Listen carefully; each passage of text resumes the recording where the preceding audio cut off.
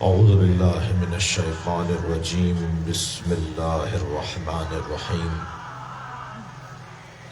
الحمد للہ الذی لا یبلغ مدحته القائلون ولا یحصی نعماءہ العادون ولا یعدی حقہ المجتہدون الذی لیس لصفته حد محدود ولا نعت موجود ولا وقت معدود ولا اجل ممدود فطر الخلائق بقدرته ونشر الرياح برحمته والصلاة والسلام على الرسول المسدد المصطفى العمجد المحمود الأحمد سیدنا و مولانا و مولا الکونین جبت الحسن والحسین عانی بالقاسم محمد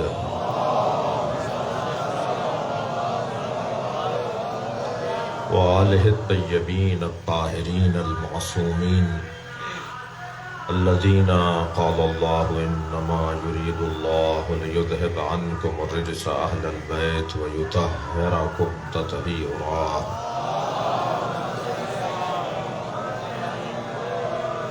لعنت اللہ علی اعدائہم اجمعین من یوم عداوتہم الى قیام یوم الدین اما بعد قال الحکیم فی قرآن الکریم بسم اللہ الرحمن الرحیم یا نساء النبی لستن کاحد من النساء ان اتقیتن صلوات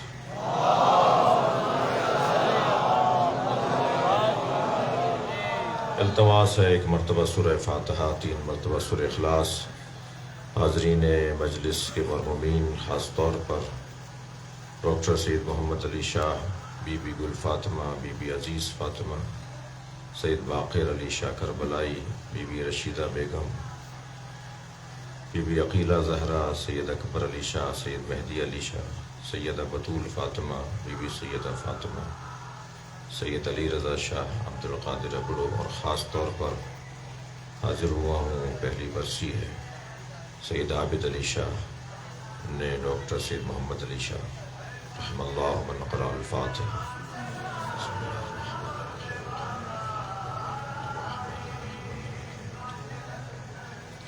ایاک نعبد و ایاک نستعین اهدنا الصراط المستقیم صراط الذین انعمت علیہم غیر المغضوب علیہم ولا الضالین بسم اللہ الرحمن الرحیم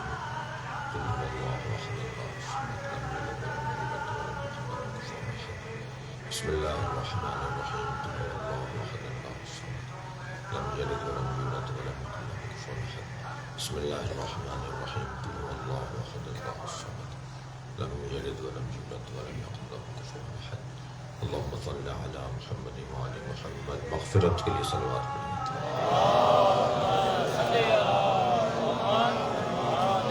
زحمت فرمائیں گے تھوڑا تھوڑا سا اور آگے آنے کے لیے میر صاحب ایک صلوات ہدیہ کریں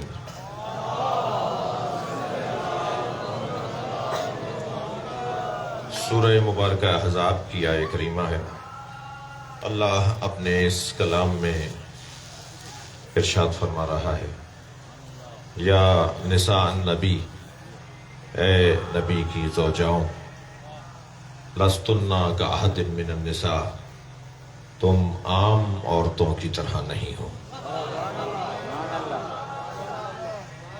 ان اتقیتن شرط یہ ہے کہ تقوی اختیار کرو یوں تو نبی کی زوجاؤں سے متعلق اللہ نے 6 شرطیں لگائی ہیں اس کے بعد بھی ایک شرط ہے کہ لا تبرجنا تبرج الجاہلیہ زمانہ جاہلیت کی طرح بن سمر کر باہر نہیں نکلو گی اور قرنا فی بیوتکن اور اپنے گھروں میں ہی رکی رہو گی ولا تخضعنا اور خبردار دھیمے میٹھے پیارے پیارے لہجے میں باتیں نہیں کرو گی کیونکہ کچھ بیمار دل لوگ ہیں جو تمہاری طرف راغب ہو جائیں گے یہ 6 شرطیں ہیں صلوات پڑھیں ذرا محمد والا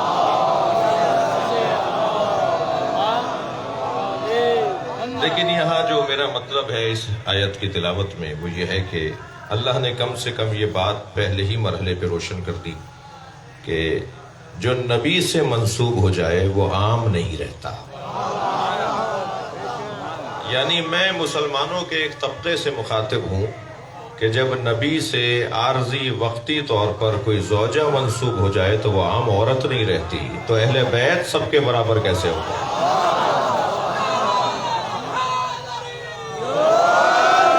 یعنی جو اتنا بڑا مجمع ماشاءاللہ یہاں تشریف فرما ہے، یہ جو ایک جیسے لوگ ہیں انہیں اللہ نے ایک جیسا نہیں بنایا، تو پھر جنہیں اللہ نے بنایا ہی خاص ہے تو وہ سب کے برابر کیسے ہو سکتے ہیں؟ جی شخصیات تشریف فرما ہے، آپ انتہائی اہم کاغذات پر دستخط کرتے ہیں اور پھر آپ سے کہا جاتا ہے کہ انگوٹھا بھی لگاؤ. خاص طور پہ اہم کاغذات جو پراپرٹی ٹرانسفر ہونے والے وکیل صاحب تشریف فرمائیں تو کیا کرتے ہیں کہ وہ دستخط کے بعد کہتے ہیں جی انگوٹھا بھی لگاؤ. بھائی آپ پڑھے لکھے ہیں، بھائی میں پڑھا لکھا ہوں، مجھے دستخط کرنے آتے ہیں، مجھے انگوٹھا کیوں لگوا رہے ہیں؟ تو جواب یہ دیا جاتا ہے کہ جواب یہ دیا جا سکتا ہے کہ دستخط جعلی ہو سکتے ہیں، اللہ کا بنایا ہوا جعلی نہیں ہو سکتا ہے. دنیا میں اگر اربوں انسان ہے نا تو کسی کا کسی جیسا انگوٹھا نہیں ہے.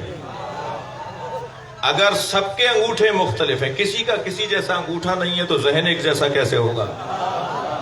سوچ ایک جیسی کیسے ہوگی؟ عقیدہ ایک جیسا کیسے ہوگا؟ میں اپنے ان بچوں سے بھی ایک جملہ کہہ دوں کہ تم اپنا دل چھوٹا نہ کیا کرو، خون نہ چلایا کرو کہ اس کا عقیدہ میرے عقیدے کی طرح نہیں ہے، اور میرا عقیدہ تو اس سے زیادہ اچھا ہے. بھائی جب سلمان اور ابو ذر کا عقیدہ ایک نہیں تھا. صلوات پڑھ لیں ذرا محمد و آل محمد. تو ہم سب کا عقیدہ ایک جیسے کیسے ہو سکتا ہے؟ جو مسلمات ہیں، جو ضروریات ہیں، ان پر سالم اور باقی رہنا، قائم رہنا، یہ ہے ہنر. بیان مقدمہ میں ہوں، مقدماتی بیان میں ہوں کہ اللہ یہ اعلان کر رہا ہے کہ نبی کی زوجائیں کیونکہ نبی کی زوجہ ہیں اس لیے عام عورتوں کی طرح نہیں ہیں. شرط یہ لگائی گئی ہے کہ ان اتقیتن، شرط یہ ہے کہ تم تقوی اختیار کرو. اچھا، اسی بیان خطاب میں آپ یہ جملہ بھی محسوس کر لیں کہ تعظیم اور تکریم نہ پیسے کی بنیاد پر ہوگی، نہ گاڑی اور بنگلے کی بنیاد پر ہوگی. یعنی اگر کوئی زیادہ پیسے والا ہے تو اس کی تعظیم زیادہ ہو، یہ کوئی قاعدہ نہیں ہے. یعنی کوئی اگر زیادہ حیثیت والا ہو تو اس کی زیادہ تعظیم ہو، یہ کوئی قاعدہ نہیں ہے. قاعدہ قرآن کا دیا ہوا یہ ہے کہ اِنَّ أَكْرَمَكُمْ عِندَ اللَّهِ أَتْقَاكُمْ، جو تم میں زیادہ متقی ہے وہی زیادہ مکرم ہے. جو جتنا متقی ہے اتنا ہی مکرم ہے. اچھا، جب ہم تقوی کی بات کر رہے ہیں تو یہ بات بہت واضح ہے کہ اللہ نے جب بھی تقوی کی دعوت دی ہے تو مومنوں کو تقوی کی دعوت دی ہے، انسانوں کو تقوی کی دعوت نہیں دی ہے. شاید کوئی بات کر سکوں. یا ایھا الذین آمنوا، اے صاحبان ایمان، اتقوا اللہ. آپ قرآن میں قرآن کا طالب علم ہوں، آپ قرآن میں حدیث میں آپ چلے جائیں کہ جب بھی متقیوں کو دعوت دی گئی ہے کہ تقوی اختیار کرو، یعنی لوگوں کو دعوت دی گئی ہے کہ تقوی اختیار کرو، تو انہیں دعوت دی گئی ہے جو مومن ہے. یعنی ہر مومن متقی نہیں ہے. اچھا، ایک آیت میں ہدیہ کرنا چاہ رہا ہوں آپ کو. یا ایھا الذین آمنوا اتقوا اللہ وکونوا مع الصادقین. اے صاحبان ایمان، تقوی اختیار کرو اور سچوں کے ساتھ ہو جاؤ. اس کا مطلب یہ ہے کہ مومن ہونا آسان ہے، متقی ہونا مشکل ہے. متقی ہونا آسان ہے، علی کے ساتھ چلنا مشکل ہے. ہر متقی بھی مولا علی کے ساتھ نہیں چل سکتا. یعنی اس قافلے میں رہنا بہت بڑے متقیوں کا کام ہے. تعلیم کا نصاب بنانے والی کمیٹی جب بنائی جائے گی تو ماہرین تعلیم کو ہی اس میں رکھا جائے گا نا. معاشی نظام کو بہتر کرنے کے لیے اگر کوئی کمیٹی بنائی جائے گی تو صاحبان معیشت کو، نظام معاش کو جاننے والے ماہرین معاشیات کو اس کمیٹی میں رکھا جائے گا. ایسا ہی ہے. فرض کریں کہ پہلی جماعت سے لے کے میٹرک تک اگر نصاب تعلیم مرتب کیا جا رہا ہو اور اس کمیٹی میں انہیں لے لیا جائے کہ جو خود 10 دفعہ میٹرک فیل ہو، تو پھر کہا جائے گا صاحب یہ مذاق ہے، ایسے لوگوں کو اس کمیٹی میں نہیں لیا جائے گا. نصاب وہ مرتب کرے گا جو اس کا قابل، اہل اور لائق ہوگا. تقوی کا نصاب کون مرتب کرے گا؟ تقوی کا نصاب وہی منظم کرے گا جسے کہا جائے گا امام المتقین۔ لہذا مولائے کائنات بتائیں گے کہ متقی کسے کہا جاتا ہے۔ میرے مولا سے آواز دے کر کہا ایک چاہنے والے نے، انجمن سجی ہوئی ہے مولا کی، محفل لگی ہوئی ہے علی کی، میرے بچے اور جوان یہ ذہن میں بٹھائیں کہ اہل بیت کا دروازہ کسی کے لیے بند نہیں ہوتا تھا۔ ان کے دروازے پہ آنے والے سے یہ بھی نہیں پوچھا جاتا تھا کہ تم مولائی بھی ہو یا نہیں، دروازہ سب کے لیے کھلا رہتا تھا، آنے والا ذائقہ لے کر چلا جائے تو مولائی ہو جاتا تھا۔ لہذا سب بیٹھے ہوئے ہیں اور مولا کی بارگاہ میں اپنے بھی ہیں اور مخالف بھی ہیں، دشمن بھی ہیں اور چاہنے والے بھی ہیں، بے ادب بھی ہیں اور با ادب بھی ہیں۔ توجہ ہے آپ بات کی؟ تو چاہنے والوں میں سے ایک نے آواز دے کر کہا، صف لی المتقین یا امیر المومنین کانی انظر الیہم، یا علی متقین کی صفات بیان کر کے بتائیں اور ایسے بتائیں گویا میں انہیں اپنی آنکھوں سے دیکھ رہا ہوں۔ یعنی مولا علی سے علم بھی چاہیے تھا اسے اور خطابت بھی چاہیے تھی، ایسے بتائیں گویا میں اپنی آنکھوں سے دیکھ رہا ہوں۔ فتثاقل، راوی کہتا ہے فتثاقل علیہ السلام عن جوابہ، مولا کائنات نے جواب دینے سے گریز کیا۔ ایک اور شخص کو آواز دے کر حضرت نے اس کی حالات پوچھے، پھر اس کی آواز آئی، مولا متقی کسے کہتے ہیں بتائیے۔ پھر مولا نے کسی اور سے کچھ گفتگو شروع فرما دی، لگ رہا ہے جیسے علی جواب دینا نہیں چاہتے۔ توجہ، میں ان بچوں اور جوانوں سے کہوں گا، جواب کا نہ ہونا اور ہے، جواب کا نہ دینا اور ہے۔ ضروری نہیں ہے جو جواب نہیں دے رہا اس کے پاس جواب نہیں ہے۔ جلدی فیصلے نہیں کیا کرو۔ صلوات پڑھیں محمد و آل محمد۔ مولا راوی کہتا ہے فتثاقل علیہ السلام عن جوابہ، نہج البلاغہ میں یہ پوری داستان موجود ہے، خطبہ موجود ہے۔ اصرار بڑھا اس کا، چاہنے والے کا اصرار بڑھا، وہ مانگنے والا، پوچھنے والا حمام ابن عبادہ ہے رضی اللہ تعالیٰ عنہ رضوان اللہ تعالیٰ علیہ۔ جب بار بار اصرار بڑھا تو حضرت نے فرمایا، یا حمام اتق اللہ واحسن ان اللہ مع الذین اتقوا والذین هم محسنون۔ قرآن کی آیت پڑھ دی علی نے، اے حمام تقوی پروردگار اختیار کرو، نیکی کے کام کیا کرو، اللہ متقیوں کے ساتھ بھی ہے اور اللہ نیکوکاروں کے ساتھ بھی ہے۔ یہ کہہ کر مولا خاموش ہو گئے۔ حمام کا اصرار بڑھا، مولا فلم یقنا حمام، راوی کہتا ہے حمام کانے نہیں ہوا۔ مولا اور بتائیے، مولا بتائیے متقی کسے کہتے ہیں۔ تو مولا نے بولنا شروع کیا، ارشاد فرمایا، اور ایسے بولے جیسے معرفت کا سیلاب بہ رہا ہو۔ 110 صفتیں فی البدی علی نے بولی ہیں۔ میں نے نہج البلاغہ پر، صرف نہج البلاغہ پر اشرہ پڑھنے کا مجھے توفیق ہوئی ہے۔ ایک مسیحی میخائل رمضان کے نام سے ایک مسیحی غیر مسلم کہتا ہے میں نے نہج البلاغہ کو 200 مرتبہ اول سے آخر تک پڑھا ہے، اور ہر دفعہ پڑھنے پر مجھے اس بات کا احساس ہوا کہ میں نے پہلے پڑھا ہی نہیں تھا، نہج البلاغہ مجھے نہیں نظر آئی۔ اور پھر اس کو پڑھنے کے بعد کہتا ہے، آخر میں ایک اپنا جو رائے دیتا ہے، کہتا ہے کہ میں نے نہج البلاغہ پڑھنے کے بعد یہ بات درک کی ہے کہ یہ ساری کائنات یا اس نے بنائی ہے یا اس کے سامنے بنی ہے۔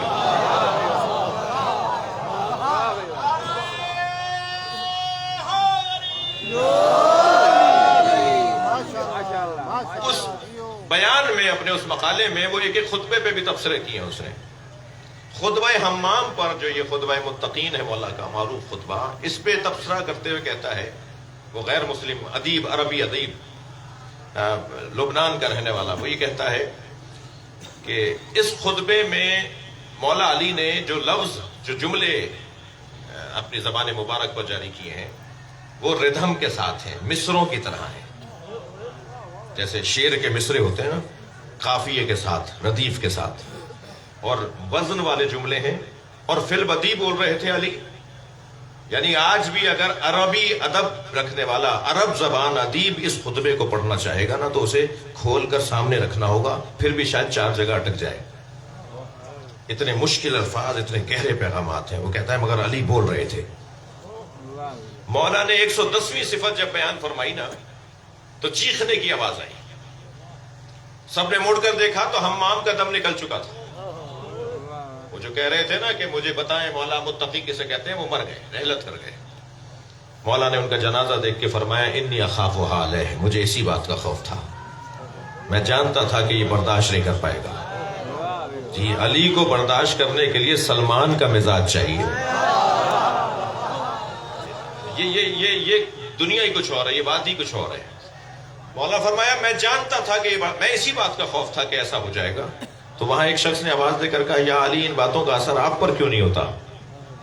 یہ لہجہ بتا رہا ہے کہ دروازہ علی کا دشمن کے لیے بھی کھلا رہتا تھا۔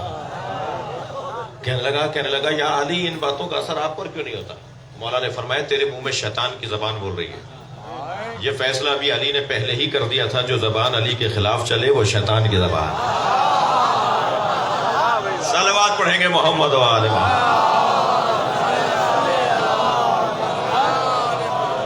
اور پھر فرمایا ینحدر عنی السیل ولا یرقى علی الطیر، تو مجھ سے کہہ رہا ہے کہ ان باتوں کا اثر مجھ پہ نہیں ہو رہا؟ سن، میں معرفت کا سیلاب ہوں، جب بہنے لگتا ہوں تو سامنے آنے والے کو نقصان ہوتا ہے، مجھے کوئی نقصان نہیں۔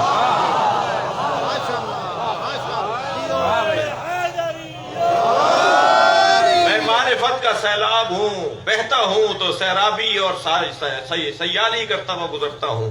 ولا یرقى علی الطیر، اور میں وہ طائر معرفت ہوں۔ توجہ، مولا علی اپنے بارے میں کبھی موقع ملے، میرا پسندیدہ مضمون ہے کہ علی مولا نے اپنی زبان سے اپنے بارے میں کیا کہا ہے۔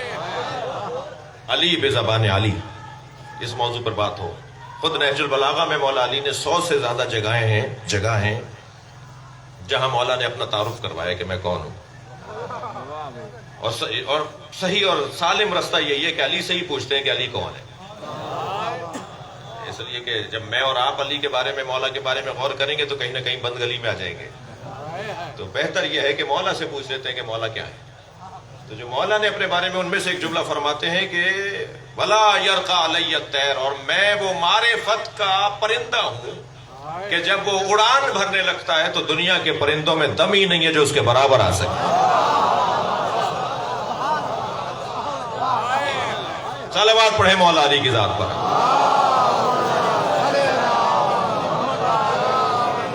مجھے تھوڑی سی بے چینی سی ہو رہی ہے، ادھر مجمع زیادہ ہو گیا ہے، ادھر جگہ موجود ہے، اگر تھوڑا اور آگے تشریف فرماؤں، تھوڑا سا آگے آئیں، تشریف لائیں، یہاں آ جائیں، آپ آگے والے آگے۔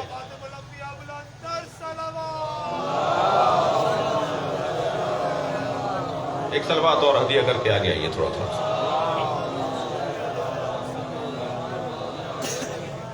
اس سے بہتر صلوات پڑھیں۔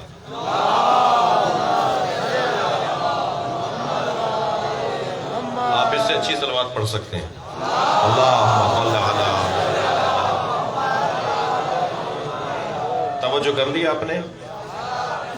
بات تھوڑی سی بڑھے۔ اعجاز بھائی میرا دل کر رہا ہے کہ مولا نے اپنی زبان سے اپنے بارے میں کیا کہا ہے، ایک دو مثالیں سنا دوں آپ کو۔ علی مولا اپنے بارے میں کیا فرما رہے ہیں، توجہ فرماتے ہیں لو اجتماع العرب علی قتالی، اگر سارا دنیا عرب مجھے قتل کرنے کے لیے جمع ہو جائے، لما ولیت، پشت دکھا کر نہیں جاؤں گا، اکیلا میدان میں کھڑا رہوں گا، وہاں لاکھوں کی تعداد ہو، علی اکیلا بھی ان پہ غالب رہے گا۔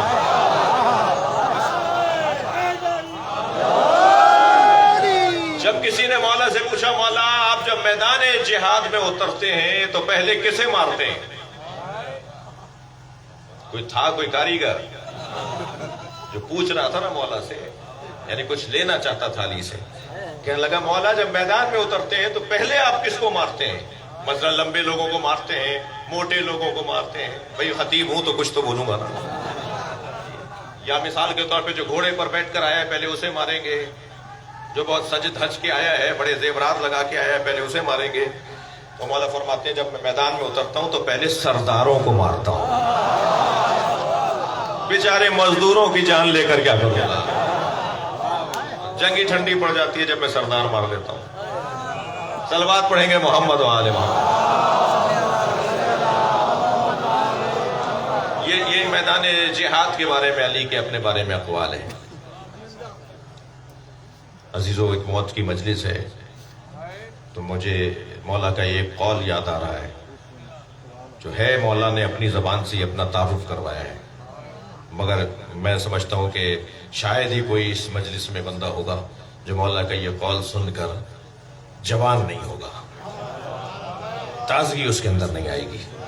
قول سنانے جا رہا ہوں مولا کا، جب احتضار کی حالت ہوتی ہے نا، جب دم نکل رہا ہوتا ہے کہ کوئی مر رہا ہوتا ہے، رحلت قریب ہوتی ہے، ڈاکٹر نے جواب دے دیا کہ صاحب اب ان کی رحلت قریب ہے، کچھ ہی دیر کے مہمان ہیں، کومے میں چلے گئے ہیں، غشی کی حالت میں ہیں، مرض پھیل چکا ہے، یہ رحلت احتضار کی کیفیت میں جب کوئی بندہ آتا ہے، یعنی رحلت کے قریب آتا ہے کسی بھی وجہ سے، تو پھر فون کر کر کے رشتہ داروں کو بلایا جاتا ہے کہ تم بھی پہنچو، رحلت ہونے والی ہے، آ جاؤ، ڈاکٹروں نے جواب دے دیا ہے۔ تو لوگ تو بہت جمع ہوتے ہیں، مگر کسی کے آنے سے اسے فائدہ نہیں ہوتا، کسی کے بھی آنے سے اس کی تکلیف دور نہیں ہوتی، مگر ایک مرتبہ علی نظر آتے ہیں۔ توجہ چاہوں گا، جیسے ہی مولا کائنات اسے نظر آتے ہیں، مولا کا جملہ سنیں، روایت کہتی ہے جب علی کسی کے سرہانے آتے ہیں اور وہ جسے چاہتے ہو، وہ جو علی کو چاہتا ہو، محب علی کے سرہانے جب علی آتے ہیں تو آواز دے کر کہتے ہیں انا علی الذی کنت تحب، میں وہی علی ہوں جس سے تو محبت کرتا رہا۔ سبحان اللہ،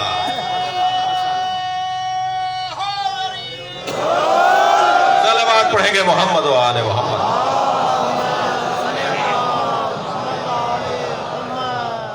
فرماتے ہیں لو سنیت لی الوسادہ، اگر میرے لیے مسند قضاوت کو بچھا دیا جائے، لفتحت اہل تورات بتوراتہم، میں تورات والوں کا فیصلہ تورات کے مطابق کروں گا، واہل انجیل بانجیلہم، اور انجیل والوں کا فیصلہ انجیل کے مطابق کروں گا، اور زبور والوں کا فیصلہ زبور کے مطابق کروں گا، اور قرآن والوں کا فیصلہ قرآن کے مطابق کروں گا، اور توریت زبور انجیل اور قرآن پکار کے کہیں گے کہ جو فیصلہ علی کا ہے وہی ہمارا ہے۔ علی کا دروازہ سب کے لیے کھلا ہے، ورنہ فرما دیتے کہ میں مسیحیوں کا فیصلہ نہیں کروں گا، انجیل منسوخ ہو گئی، میں یہودیوں کے فیصلے نہیں کروں گا اس لیے کہ تورات منسوخ ہو گئی، مگر علی غیر مسلموں کو جینے کا راستہ دے رہے ہیں۔ یہ بات میری تکراری ہے، مگر مجھے دل کرتا ہے کہ بار بار تکرار کروں۔ 3 لوگوں کو تو یا علی مدد بولنا ہی نہیں چاہیے، 6 دفعہ سوچنا چاہیے یا علی مدد بولنے سے پہلے 6 دفعہ سوچنا چاہیے 3 طرح کے لوگوں کو۔ ایک بزدل اور علی والا، ڈرپوک اور علی والا، جس کا دل چھوٹا ہو وہ علی والا ہو سکتا ہے، بہادر ہیں علی والے، شجاع ہیں علی والے۔ دوسرا جسے سوچ کے بولنا چاہیے وہ ہے کنجوس، کنجوس کا علی سے کوئی تعلق نہیں، کالر ادھڑا ہوا ہے، پائچہ پھٹا ہوا ہے، بٹن ٹوٹا ہوا ہے، چپلیں ٹوٹی ہوئی ہیں، کون ہے یہ؟ کوٹی جی میں 5 دکانیں ہیں، جو اپنے اوپر پیسے نہیں لگاتا وہ امام بارگاہ میں کیا لگائے گا؟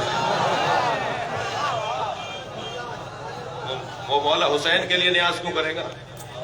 کنجوس اور علی والا جس سے پیسے ہی نہ نکلتے ہو، بنتی نہیں ہے بات۔ اور تیسرا تنگ نظر، چھوٹے دماغ والا، یہ ہمارا نہیں ہے، یہ ان کا ہے، یہ فلانا ہے، یہ فلانا ہے، تقسیم در تقسیم، جی، کسی کو ذلیل سمجھنا، کسی کو حقیر سمجھنا، کسی کو ناتوان سمجھنا، یہ تنگ نظر، کبھی لسانی بنیاد پر، کبھی علاقائی بنیاد پر، کبھی خاندانی بنیاد پر، یہ ان بنیادوں پر جو تنگ نظر، وہ فلاں ہے، یہ فلاں ہے، جی، ہم تو اتنی الجھنوں کا شکار ہیں کہ امام بارگاہ بھی خاندانوں میں تقسیم ہے تو مسجدیں بھی مذہبوں میں تقسیم ہیں، نہ مسجدوں میں اللہ ملتا ہے نہ امام بارگاہوں میں حسین، اس لیے کہ جب میں نے اپنی ملکیت، صلوات پڑھ لے ذرا محمد والے،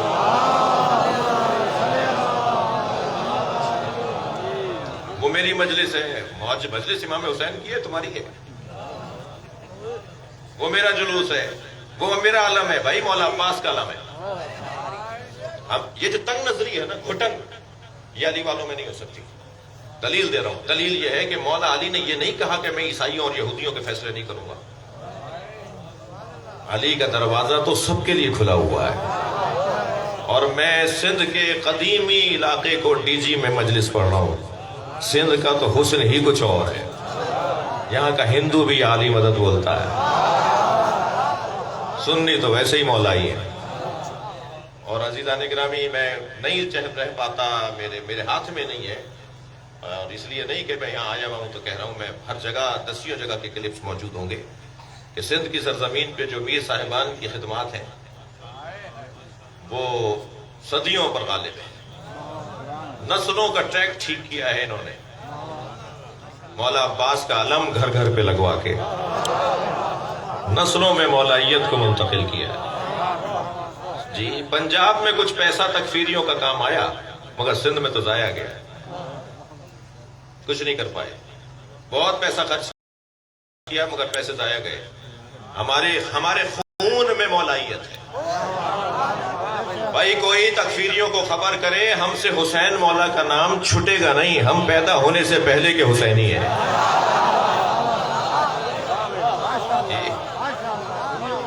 یہ ڈاکٹر حضرات بولتے ہیں کہ بچہ ماں کے شکم میں بولتا نہیں ہے، دیکھتا نہیں ہے، چکھتا نہیں ہے، سونگھتا نہیں ہے، لمس نہیں کرتا.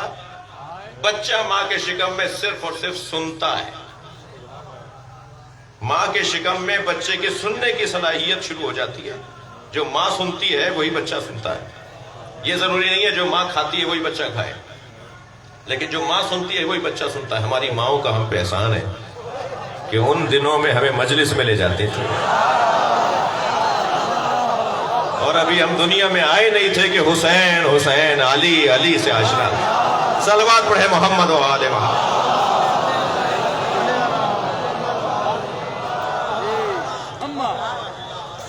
ہم مجبور ہیں، ہمارے ہاتھ میں ہی نہیں ہے. یہ ہو ہی نہیں سکتا کسی طیب الولادت کے سامنے علی کی بات ہو اور اس کا چہرہ نہ کھلے. یہ ہو ہی نہیں سکتا، ہمارے ہاتھ میں ہی نہیں ہے، ہمارے بس کی نہیں ہے. مولا علی کی بات ہو کسی طیب الولادت کے سامنے اور اس کے چہرے پہ تازگی نہ آئے. توجہ ہے؟ تو یہ میری بحث اور عنوان نہیں تھا، مگر دل کر رہا تھا اور آپ کی توجہات مجھے مجبور کر رہی تھی کہ مولا نے اپنے بارے میں کیا کچھ فرمایا ہے کہ میں کیا ہوں. علی مولا بتا رہے ہیں کہ میں کیا ہوں. تو تقوی کا نصاب مولا علی نے مرتب کیا. تو فضیلت کا اگر کوئی معیار ہے تو وہ تقوی ہے. ان بچوں اور جوانوں کے لیے کہہ رہا ہوں کہ لفظ بڑا گاڑھا سا ہے تقوی، ذرا منہ کھلا کے بولنا پڑتا ہے، مگر کام اتنا مشکل نہیں ہے. اس لیے کہ اللہ وہ ہم سے مانگے گا ہی نہیں جو ہم کر نہ سکتے ہو. جب اللہ ہم سے تقوی مانگ رہا ہے تو اس کا مطلب ہے کہ وہ کام ہم کر سکتے ہیں. ہم پیدائشی طور پر متقی ہیں. ہمارا بچہ ہر ایک کی گود میں نہیں جاتا. یہ 2 سال کا بچہ ہر ایک سے چیز لے کے نہیں کھاتا. یہ ہر ایک سے بات نہیں کرتا. یہ ہر ایک کے گھر میں نہیں جاتا. یہ جو بچپن سے ہی نہیں کرتا اسی کو تقوی کہا جاتا ہے. اگر ہمارے مزاج میں کچھ منہیات آ جائیں کہ یہ نہیں کرنا تو وہی تقوی ہے. اور اگر یہ اللہ کی خاطر ہو جائے تو یہ ولی بنا دیتا ہے. یہی پرہیز جو ہے نا، یہی احتیاط، یہ اگر للہی ہو جائے، الہی ہو جائے، خدائی ہو جائے، صبغت اللہی ہو جائے، قرآن کے الفاظ بول رہا ہوں، تو یہ اللہ کا ولی بنا دیتا ہے. ہم اس انداز سے اس تقوی کو دیکھتے ہیں. اور پھر مولا علی علیہ السلام کے چاہنے والوں سے زیادہ متقی کون ہوگا؟ یہ جو نہیں کرتے ذہن میں رکھیے گا. یہ علی والے سے زیادہ متقی کون ہوگا؟ جو نہیں کرتے، یہ نہیں مانتے.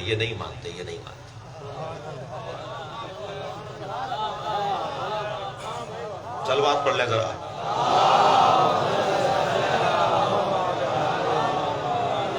یہ خود تقوی کی ایک نشانی ہے.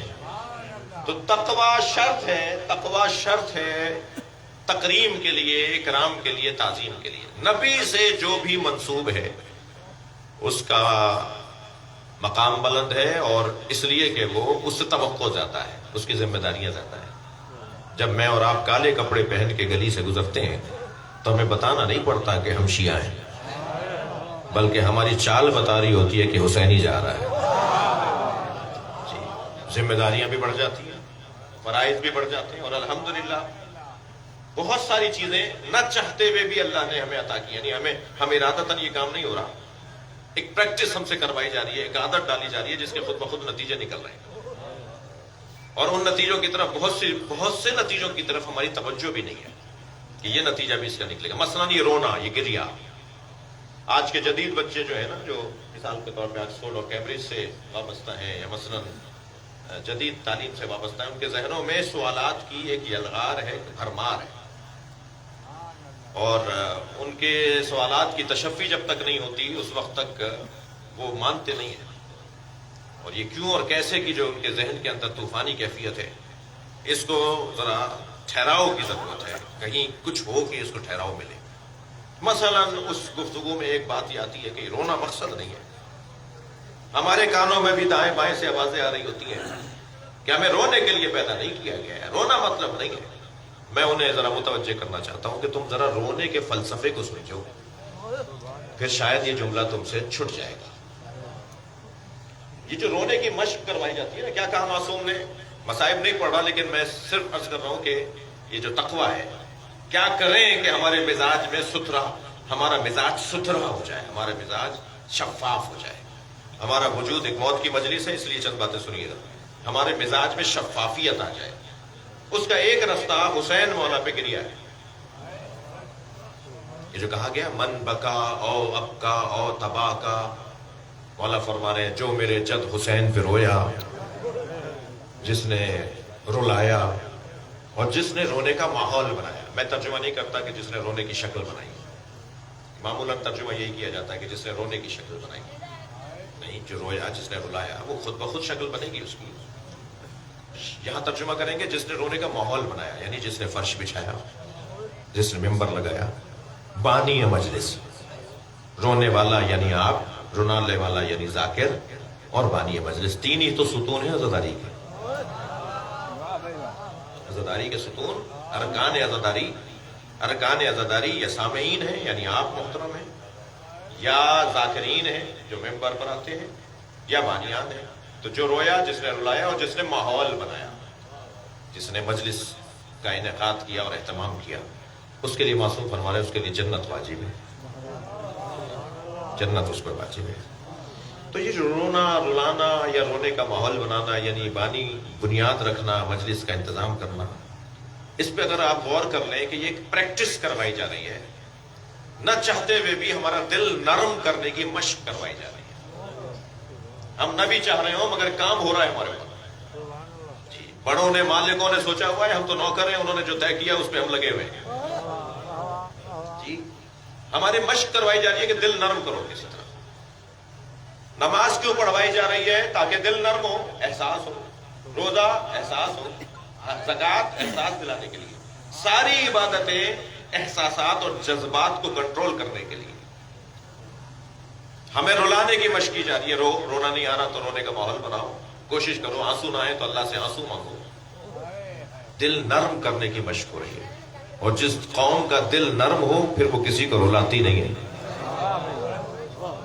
لہذا الحمدللہ پوری دنیا میں آپ چلے جائیں، پوری دنیا میں مسلمانوں میں سب سے اچھے مسلمان غیر مسلموں کے نزدیک اگر کوئی ہے تو وہ ہیں جو روتے ہیں. مسلمانوں کے درمیان غیر مسلموں کے نزدیک سب سے اچھے مسلمان وہ ہیں جو روتے ہیں. وہ کسی کو رلاتے نہیں ہیں. کہیں جا کے آپ پھٹے نہیں، کہیں جا کے آپ گلے پہ چھری نہیں چلاتے، کہیں جا کر آپ نے کسی کے ساتھ، آپ پر ظلم ہوتا رہتا ہے، آپ اپنا دکھ، اپنا درد، اپنی تکلیف مولا پہ رو کر ختم کرتے رہتے ہیں. کہتے ہیں آگے بڑھو، میرے ساتھ یہ ہو گیا ہے، حسین مولا کو یاد کرو. میری زوجہ کے ساتھ یہ ہو گیا، سیدہ کو یاد کرو. میری بچیوں کے ساتھ یہ ہو گیا، سکینہ بی بی کو یاد کرو. بدلہ نہیں لیتے آپ. کہیں جا کر آپ نے بدلہ نہیں لیا. آہستہ آہستہ اس قوم کے اندر ایک خاص کیفیت ایجاد ہو گئی ہے. توجہ چاہوں گا، خاص کیفیت ہے اس قوم میں. متوکل نے چن چن کر علی والوں کو شہید کیا. اس کے جنرلوں نے جب آ کے، فوجیوں نے، افسروں نے آ کے بتایا کہ ہم نے زندہ آبادیاں جلا دی، ہم نے علی والوں کو چن چن کے مار دیا ہے، کوئی زندہ نہیں رہا. کہنے لگا نہیں، ائمہ اہل بیت کے ائمہ جانتے ہیں، ان کے امام جانتے ہیں کہ اپنے چاہنے والوں کو کیسے زندہ رکھیں گے. تم ان کو ختم نہیں کر سکتے. کہ نہیں حضور، ہم نے تو ڈھونڈ لیا، کوئی اب نہیں مل رہا، ہم نے سارے مار دیے. کہنے لگا نہیں، بھرے بازار میں، چلتے رستے پر، توجہ چاہوں گا، یہ دشمن کے خیالات ہیں آپ کے لیے. وہ کہتا ہے بھرے بازار میں چلتے رستے پر بلا وجہ کسی پہ ظلم کرو، جو بچانے نکلے گا وہ شیعہ ہوگا۔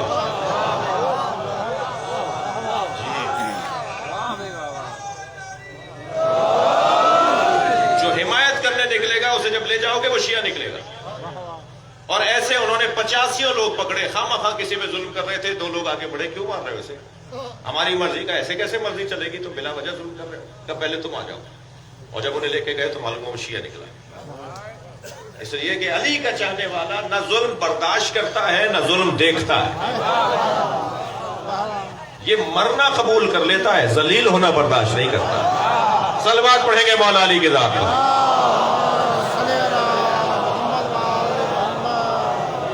عزیزان گرامی، یہ ہے جو تربیت ہو رہی ہے ہماری، یہ ایسے ہی نہیں ہے۔ اور خبردار میرے عزیزو، نیاز نظر مولا کی نیاز نظر میں کوئی کمی نہیں ہوگی،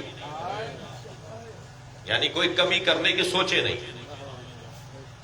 مولانا کوٹھی جی میں اتنی بیوائیں اتنے یتیم رہتے ہیں اور نیاز مسلسل بڑھتی جا رہی ہے، اور مجلسوں میں مسلسل اضافہ ہو رہا ہے، اور کھانے مسلسل بہتر سے بہتر ہوتے جا رہے ہیں۔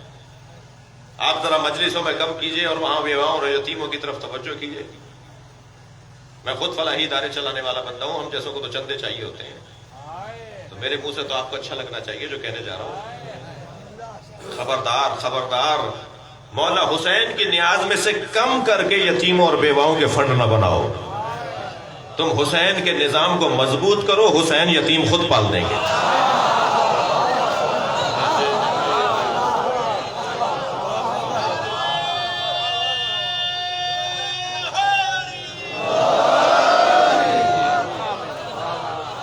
کبھی غور فرمایا آپ نے امام حسین کے مزار پہ اتنا سونا کیوں چڑھا ہوا ہے؟ اسی کربلا میں بھوکے لوگ بھی سوتے ہوں گے، اسی نجف اشرف میں کچھ فقیر لوگ بھی رہتے ہوں گے، مگر مولا علی کے مزار پہ اتنا گولڈ، اتنا سونا کیوں چڑھا ہوا ہے؟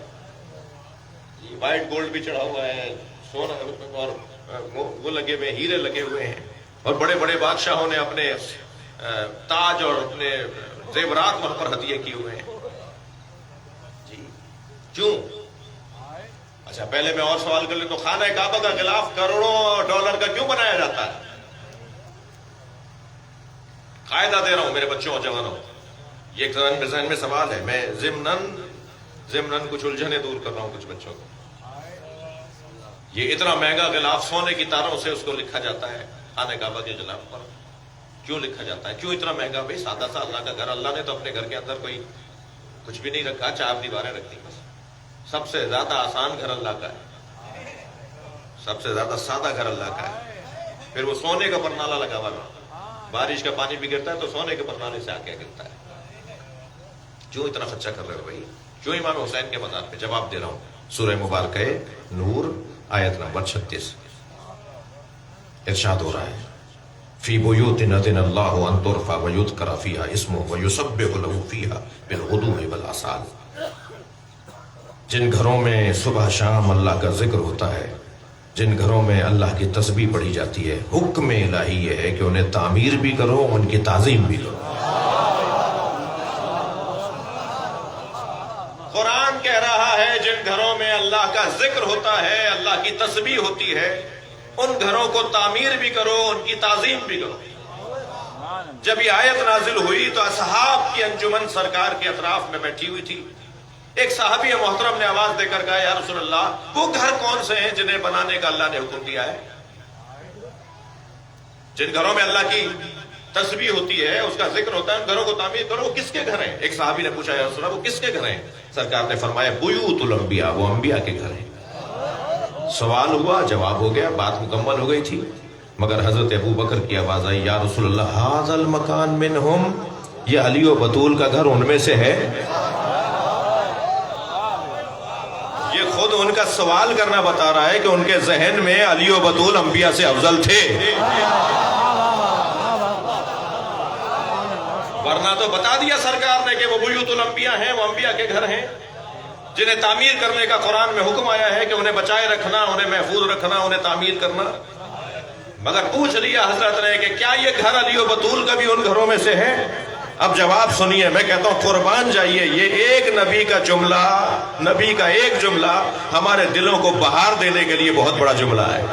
جب پوچھا نا یہ گھر بھی ان گھروں میں سے ہے، تو نبی مکرم نے فوراً کہا نعم من افضلها، یہ ان سب سے افضل ہے۔ صلوات پڑھیں گے محمد و آل محمد۔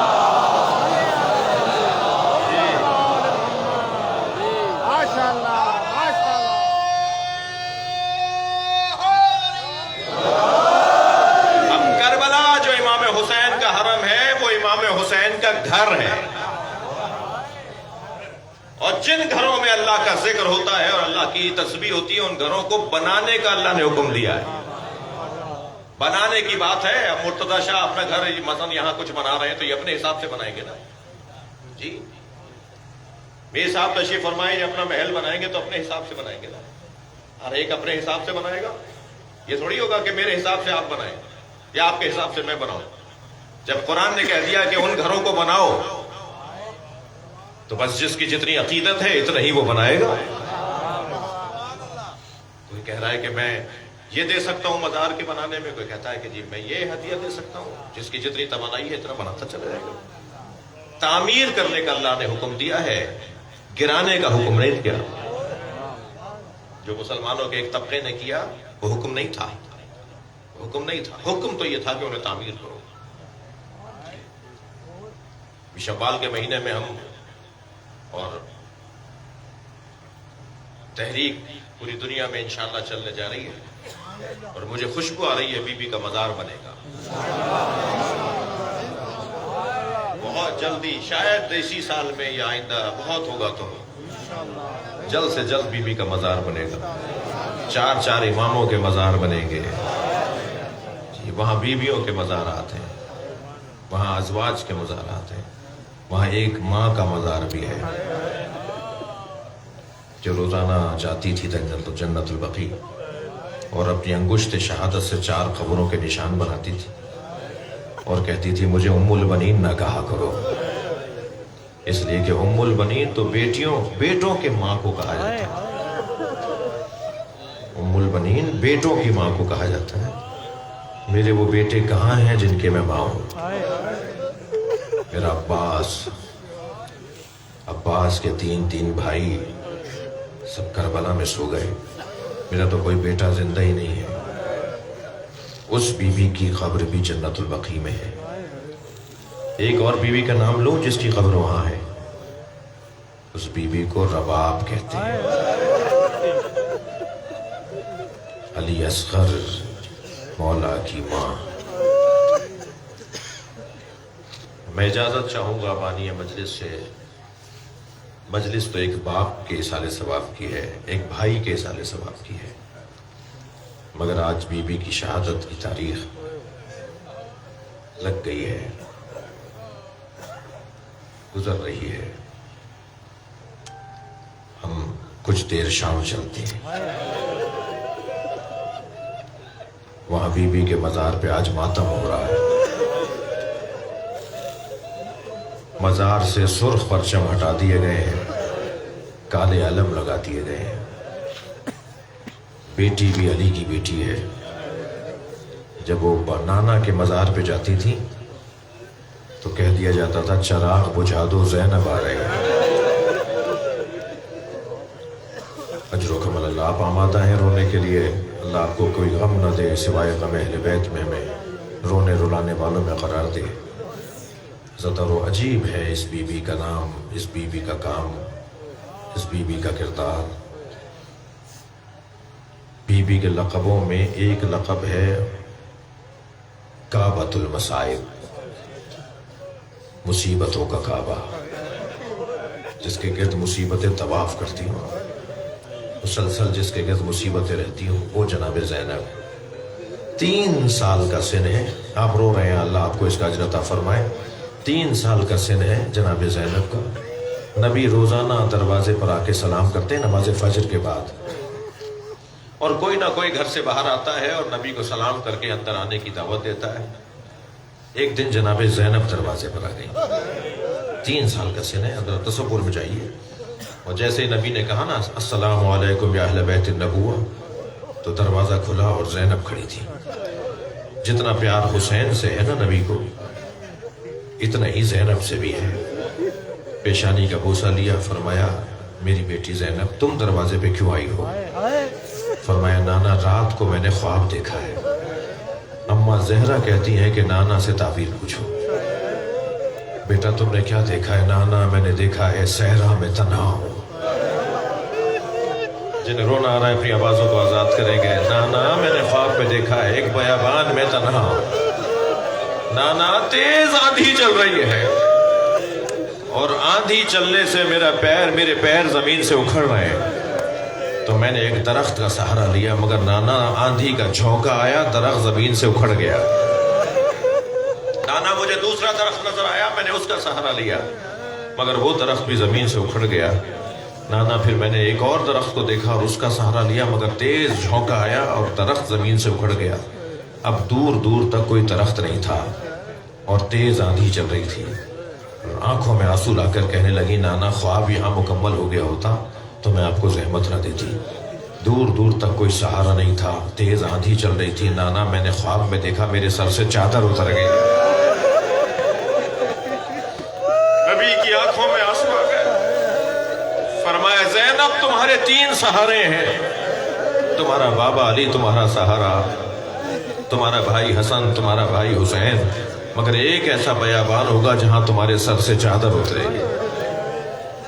اللہ اکبر۔ بی بی فرماتی ہیں تعبیر خواب تو میں نے سن لی تھی، مگر جب میرا علی اکبر جوان ہوا، جب عباس جیسا بھائی میرے سامنے آیا، تو میں سوچتی تھی کس کی مجال ہوگی جو میرے سر سے چادر اتارے گا، مگر جس وقت حضرت عباس کے بازو کٹے، اللہ آپ کو جناب زینب کی زیارت کے لیے لے جائے۔ بی بی کا زیارت نامہ ضرور پڑھیے گا۔ زیارت نامے کے 3 صفحے پہ لکھا ہے سلام ہو اس زینب پر جو 11 محرم کو بے کجاوا اونٹ پر بٹھائی جا رہی تھی، تو وہ نہر کی طرف رخ کر کے کہہ رہی تھی عباس آؤ تمہاری بہن کو سوار کروایا جائے۔ عباس تم نے مدینے میں زینب کو سوار کروایا تھا، اب کربلا میں سوار کروانے کے لیے کوئی موجود نہیں ہے۔ اجرکم اللہ، اجرکم اللہ۔ بہت رو لیے مگر میرا دل کر رہا ہے کچھ منزلیں آگے آئی ہیں۔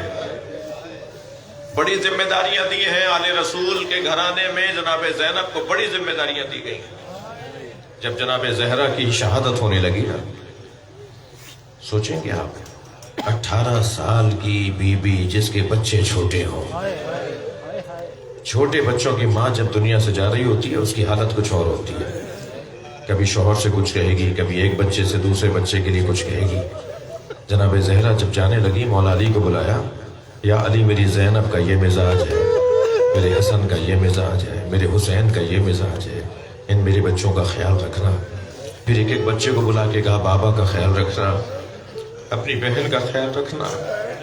جب سب بچوں کو بلا لیا تو آخر میں فرمایا اب زینب کو میرے حجرے میں بھیج دیں۔ جب جناب زینب حجرے میں آئی نا عزیزدارو، تو بی بی کو دیکھ کر فرمایا زینب ایک بہت بڑی ذمہ داری تمہیں دے رہی ہوں، سامنے صندوقچہ رکھا ہے اٹھا کے لاؤ۔ کیا سال ہے؟ 4 سال کی عمر ہے جناب زینب کی، 4 سال سے زیادہ عمر نہیں ہے، ظاہری عمر۔ بی بی صندوقچہ اٹھا کے لائیں، فرمایا اسے کھولو اس میں کیا رکھا ہوا ہے۔ جب کھولا تو اس میں کفن رکھے ہوئے تھے۔ فرمایا زینب جب تمہارے نانا میرے بابا کی رحلت ہونے لگی تو جبریل امین جنت سے 5 کفن لائے تھے، ایک کفن تمہارے نانا کو تمہارے بابا نے دے دیا، یہ 4 کفن ہے، مجھ سے سنتی رہو کہ کس کا کون سا کفن ہے۔ اب ایک کفن دکھایا جناب زینب نے تو فرمایا زینب زینب انہی دنوں میں تمہارے بابا گھر میں آ کر تم سے کہیں گے اماں کا کفن دے دو، تو زینب یہ میرا کفن ہے، یہ اپنے بابا کو دے دینا۔ دوسرا کفن دیکھ کے فرمایا کچھ مدت کے بعد تمہارا بھائی حسن تم سے آ کے کہے گا بہن زینب بابا علی کا کفن کون سا ہے، تو یہ تمہارے بابا علی کا کفن ہے جو جنت سے آیا ہے۔ پھر ایک اور کفن دیکھ کے فرمایا کچھ مدت کے بعد تمہارا بھائی حسین تم سے آ کے کہے گا کہ بھائی حسن کا کفن دے دو، تو میری بچی یہ تمہارے بھائی حسن کا کفن ہے۔ اب کفن ایک رہ گیا، جناب زہرا نے اسے دیکھ کے رونا شروع کیا۔ جناب زینب نے فرمایا اماں یہ آخری کفن کس کا ہے؟ فرمایا یہ بھی حسن کا کفن ہے۔ جناب زینب سے رہا نہیں گیا، اماں وہ پہلے والا بھی بھائی حسن کا تھا؟ فرمایا یہ دوسرا والا بھی بھائی حسن کا ہے۔ تو بی بی نے فرمایا بھائی حسین کا کفن کون سا ہے؟ تو زینب کی آنکھوں میں آنسو آئے، زہرا کی آنکھوں میں آنسو آئے، فرمایا حسین کا کفن جنت سے نہیں ہے، میرا بچہ بغیر کفن کے دفنایا جائے۔ بڑی سنگین ذمہ داری ہے۔ ہمارے ہاں ہم ذاکرین پڑھتے ہیں اور ہم روتے بھی ہیں، اور ٹھیک ہے، میں اس پہ خاص تنقید نہیں کر رہا کہ جب بھائی کے لاشے پر پہنچی تو زینب کو کفن یاد آیا۔ جو ہمیں کہتے ہوں کہ اپنے کفن اپنے تکیے کے نیچے رکھ کے سویا کرو، وہ بھول کر نہیں آئی تھی کفن، انہیں پتا تھا حسین کو بغیر کفن کے دفنایا جائے گا، انہیں پتا تھا حسین کربلا کے میدان میں اجرکم اللہ اجرکم اللہ۔ کچھ آوازیں میں گھٹی گھٹی آوازیں سن رہا ہوں، ابھی روتے ہوئے کچھ آوازیں مجھے آ رہی ہیں جو گھٹ گھٹ کے رو رہے ہیں۔ آپ کو کسی نے روکا تو نہیں ہے کہ روئے آپ؟ سلام ہو سکینہ بی بی پر، جب بابا کو یاد کر کے روتی تھی تازیانہ مارا جاتا تھا۔ اجرکم اللہ اجرکم اللہ۔ عزیزدارو، جناب زینب کے مصائب، بعض جملے تو ایک جملہ رونے کے لیے کافی ہے، یعنی مجھے بہت زیادہ محنت کرنے کی ضرورت نہیں، ہم خطیب و ذاکروں کو ایک جملہ بھی رونے کے لیے کافی ہے۔ بعض جملے ایسے ہوتے ہیں جو ایک جملہ بھی بہت ہے۔ میں ایک جگہ مجلس پڑھ کر باہر نکلا تو ایک روتے ہوئے عزادار نے مجھ سے کہا مولانا آج آپ نے مصائب کم پڑھے، تو میری آنکھوں میں آنسو تھے۔ میں نے کہا کیا یہ کم مصائب ہیں کہ حسین گھوڑے سے گر گئے؟ حسین کو کوئی سہارا دینے والا نہیں تھا، ذوالجناح نے گھٹنے ٹیکے تھے کہ حسین کو تکلیف نہ ہو، کوئی نہیں تھا۔ یہ کچھ کم تکلیف ہے، یہ کم مصیبت ہے؟ ایسے ہی مثلا کربلا میں حضرت آیت اللہ شیرازی تشریف فرما ہے اور ذاکر مجلس پڑھ رہا ہے، اور مجلس پڑھتے اس نے ایک جملہ کہا جس پہ وہ چیخ مار کے روئے، اور پھر 3 گھنٹے وہیں بیٹھے رہے۔ مجلس ختم ہو گئی مگر بیٹھے بیٹھے روتے رہے، بیٹھے روتے رہے، اور پھر کچھ دیر بے ہوش ہو گئے۔ وہ جملہ کیا تھا؟ ذاکر نے آواز دی، خطیب نے آواز دی، آواز دی گئی کہ زینب کو دربار میں لایا جائے۔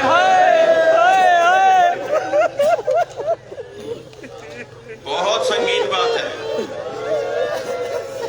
ابن ربی نامی شخص ہے، اجرکم اللہ اجرکم اللہ، آپ کی آوازیں بلند ہیں، مجلس میں تکلف کر کے نہیں رویا کریں۔ جب آپ اور ہم بے ساختہ روتے ہیں نا، اونچی آواز سے روتے ہیں، امام جعفر صادق دعا دیتے ہیں، یا اللہ یہ ہمارے عمر کو زندہ کر رہے ہیں۔ ابن ربی نامی شخص ہے، وہ کہتا ہے اجرکم اللہ، وہ کہتا ہے کہ میں شام میں ایک مسافر خانے میں ٹھہرا ہوا تھا، میں شام اپنی ذاتی غرض سے گیا ہوا تھا، ایک مسافر خانے میں ٹھہرا ہوا تھا، سو رہا تھا کہ شادیانے بجنے کی آوازیں آئیں، رقص و طرب کی آوازیں آئیں، شہنائیاں بجائی جا رہی تھی اور لوگ رقص کر رہے تھے۔ میری آنکھ کھل گئی، میں نے برابر والے حجرے میں ٹھہرے ہوئے ایک مسافر سے پوچھا کہ آج مسلمانوں کی کوئی عید تو نہیں ہے، کہ آج مسلمان خوشی کیوں منا رہے ہیں؟ تو اس نے کہا کربلا میں ایک باغی نے خروج کیا تھا، اسے مارا گیا ہے، اس کے بچوں کو اسیر بنا کے لائے ہیں، اس جنگ کے جیتنے پہ خوشی منائی جا رہی ہے۔ ابن ربی کہتا ہے مجھے سمجھ میں نہیں آیا کہ کون تھا کربلا میں جسے مارا۔ کہتا ہے میں اپنے ہوٹل سے مسافر خانے سے، معاف کیجیے گا، مسافر خانے سے نکلا، اور جب میں باہر گیا تو میں نے کیا دیکھا، نیزوں کی انیوں پہ کچھ سر ہیں، اور چہرے بتا رہے ہیں کہ اللہ کے ولیوں کے سر ہیں، اور ایک زنجیروں میں جکڑا ہوا بیمار ہے جو آگے آگے چل رہا ہے، اور کچھ بیویاں ہیں جن کے ہاتھوں میں رسیاں باندھی ہوئی ہیں۔ وہ کہتا ہے چہرے بتا رہے تھے، شہیدوں کے چہرے، مقتولوں کے چہرے بتا رہے تھے کہ بڑے بڑے لوگوں کو مارا ہے۔ پھر کہتا ہے میں آ گیا اس بیمار کے پاس، اس اسیر کے پاس جس کے ہاتھوں میں ہتھکڑیاں تھیں، میں نے اس سے کہا تم نے کربلا میں کیا کیا تھا جو تمہیں حاکم نے مارا، پھر تمہارے بڑوں کو مار کے تمہیں اسیر بنا لیا، تم نے کیا کیا تھا؟ تو کہتا ہے کہ وہ گردن جھکائے کھڑے تھے، انہوں نے سر اپنا اونچا کیا، سر اٹھایا اور مجھے دیکھ کر کہا ابن ربی تم شام کے رہنے والے تو نہیں ہو؟ کہتا ہے میرے ہاتھ پیر کانپنے لگے، یہ کون ہے جو میرے نام سے مجھے جانتے ہیں؟ یہ کون ہے جو مجھے جانتے ہیں، یہ بھی جانتے ہیں کہ میں کہاں کا رہنے والا ہوں، میرا نام کیا ہے؟ میں نے کہا آپ کون ہیں؟ کہا میں علی زین العابدین۔ کہتا ہے میں نے کہا مولا حسین کہاں ہے؟ کہا وہ جو نیزے کی انی پہ قرآن پڑھ رہا ہے۔ اجرکم اللہ اجرکم اللہ، وہ سر جو نیزے کی انی پر ہے وہ میرے بابا حسین کا ہے۔ اور ابن ربی زیادہ سوال نہ کرنا، ان بیویوں میں زینب بھی ہے۔ اللہ کسی کریم کو یہ دن نہ دکھائے۔ 5 لوٹنے والے سخی لوگوں کو یہ دن نہ دکھائے، یہ امتحان ہوتا ہے، یہ آزمائش کی گھڑی ہوتی ہے۔ ابن ربی کہتا ہے میں نے چاہا میں تلوار نکالوں تو امام کی آواز آئی تلوار نہیں نکالنا، تم اتنا بتاؤ تمہارے پاس پیسے کتنے ہیں؟ ابن ربی کہتا ہے کہ میں نے کہا مولا میرے پاس 2000 درہم ہے۔ فرمایا جاؤ کچھ چادریں خرید کر۔ وہ کہتا ہے میں چادریں لے کر آیا، میں نے بیویوں کو چادریں دی، کچھ دیر کے بعد نیزہ اٹھائے کچھ لوگ آئے، پھر چادریں اتاری گئیں، واہ حجابہ کے نوحے بلند ہوئے۔ میں نے آ کر مولا سے کہا مولا حکم کریں۔ فرمایا تمہارے پاس جو پیسے ہیں نا، یہ جو نیزے اٹھائے ہوئے لوگ ہیں، یہ جو سر اٹھائے ہوئے لوگ ہیں، انہیں دربار شام سے انعام ملنا ہے، تم انہیں پیسے دے کے کہو یہ آگے چلے جائیں تاکہ یہ میری ماں بہنوں سے دور ہو جائے۔ بڑا سخت ہے عزادارو، بڑا سخت ہے۔ آپ رو رہے ایک جملہ کہہ دوں، کربلا میں امام حسین کا لاشا دیکھ کر آئے امام سجاد، اپنے بھائی علی اکبر کے سینے پہ بچی دیکھ کر آئے امام سجاد، اپنے چچا عباس کے کٹے ہوئے بازو دیکھے۔ مولا امام سجاد نے حضرت علی اصغر کا لاشا دیکھا، مگر کبھی یہ جملہ نہیں کہا، مگر جب زینب کو بازار میں کھینچا جانے لگا، اللہ اکبر، سخت جملہ ہے، اس وقت میرے مولا نے فرمایا کاش میری ماں نے مجھے نہ جنا ہوتا، کاش میں اس دنیا میں نہ آیا ہوتا۔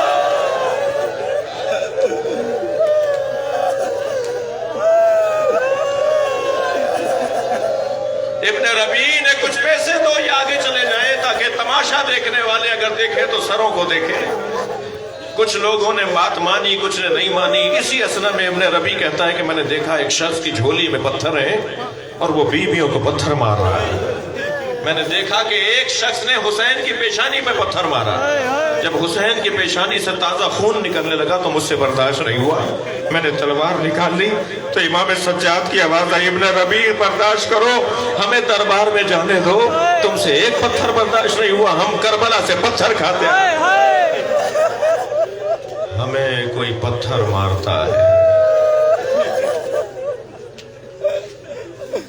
اللہ لعنت اللہ علی قوم الظالمین فسیعلم الذین ظلموا یا اللہ آئین آوازوں پہ رحمت نازل فرما، رونے والوں کی توفیقات میں اضافہ فرما، مرحوم و محفوظ سید عابد علی شاہ خدمت گزار مولا کے ایک نوکر، یا اللہ ان کی مغفرت فرما، ان کے درجات میں اضافہ فرما، ان کی کوتاہیوں سے درگزر فرما، ان کے بچوں کو، اہل خانہ کو، ان کے بھائیوں کو، بہنوں کو، عزیز و اقارب کو کار خیر کی توفیق عطا فرما، امام زمانہ کے ظہور میں تاجیل فرما۔ گزارش کروں گا ایک سورہ فاتحہ اس گھرانے کے ڈاکٹر محمد علی شاہ مرحوم کے گھر کے جتنے بھی مرحومین ہیں، خاص طور پر بی بی بطول کا بھی پچھلے دن انتقال ہوا ہے، اور سید عابد علی شاہ رحم اللہ اور دیگر مرحومین، ان سب کی مغفرت کے لیے، درجات کی بلندی کے لیے سورہ فاتحہ تلاوت۔